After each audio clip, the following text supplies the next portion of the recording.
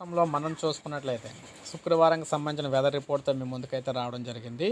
So శుక్రవారం నాడు ఎలా ఉండబోతుంది ఏంటని మనం చూసుకున్నట్లయితే ఏపీలో వాతావరణ సమాచారంతో మీ ముందుకైతే రావడం జరిగింది. శుక్రవారం నాడు మనకి ఇక్కడ చూడొచ్చు, అటు తెలంగాణ ఇటు మనకి బంగాళాఖాతంలోని ఈ రెండు ప్రాంతాల్లో భారీ వర్షాలు అయితే ఉన్నాయి. అల్పపీడన ప్రభావంతో మధ్యలో ఏపీ అయితే ఉందన్నమాట. అటు ఉత్తరాన మనం చూసుకున్నట్లయితే తూర్పున ఉత్తరాన మనకి ఒడిస్సా, ఛత్తీస్గఢ్లో కూడా దీని ప్రభావం అయితే ఉంది.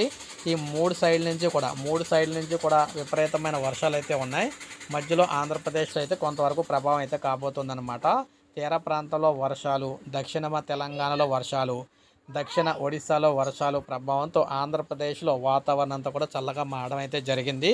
సో ఈ విధంగా మనం చూసుకుంటూ దీన్ని బట్టి మనం చూసుకున్నట్లయితే ఆంధ్రప్రదేశ్లో మనం చూసుకున్నట్లయితే తీర ప్రాంతాల్లో అన్ని జిల్లాలు వారణన, అదేవిధంగా దక్షిణ తెలంగాణకు ఆనుకొనున్న ఆంధ్రప్రదేశ్ జిల్లాల్లోనూ దీని ప్రభావం అయితే ఎక్కువగా ఉంటుందన్నమాట శుక్రవారం నాడు. సో ఈ ప్రాంతాల్లో మనకి వర్షాలు పడే అవకాశం అయితే ఉంది. అయితే మనకి ప్రకాశం, కర్నూలు, కడపలో మాత్రం కొంతవరకు వర్షాలు అయితే రావని చెప్పేసి తెలుస్తుంది. చాలా వరకు మనకి ఇక్కడ రాయలసీమలో అయితే వర్షాలు అయితే తక్కువగా అయితే ఉన్నాయి. అయితే చిత్తూరు, నెల్లూరులో మాత్రం వర్షాలు అయితే గట్టిగా పడతాయన్నమాట. చిత్తూరులో మాత్రం గట్టిగా వర్షాలు పడే అవకాశం అయితే ఉంది. ఇక ఉత్తరాంధ్రలో మనం చూసుకుంటే ఉత్తరాంధ్ర శ్రీకాకుళం దగ్గర నుంచి పట్టుకొని ఇక్కడ గుంటూరు వరకు కూడా తీర ప్రాంతాల్లో వర్షాలు అయితే పడతాయన్నమాట. సో ఇది మనకు తాజా సమాచారం. ఒక లైక్ చేయండి, సబ్స్క్రైబ్ చేసుకోండి, మన ఛానల్ సబ్స్క్రైబ్ చేసుకొని ఫాలో అవుతున్నాను.